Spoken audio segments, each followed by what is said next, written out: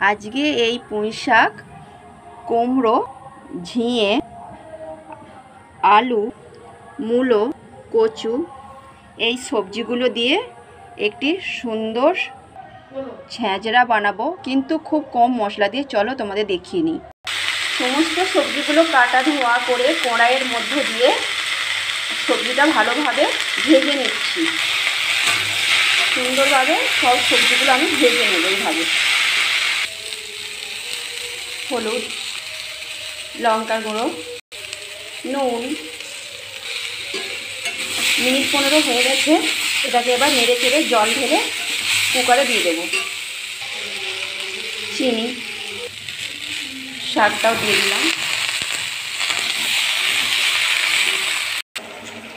সব সবজিটা কুকারে দিয়ে একটা সিটি নিয়ে নেব। ফোড়নে দিলাম তেজপাতা, 5 ফোড়ন দিলাম, থেতো করা আদা। এবার ঢেলে দেবো কুকারে সিদ্ধ করা সবজিটা। জিরে আর সর্ষে বাটা,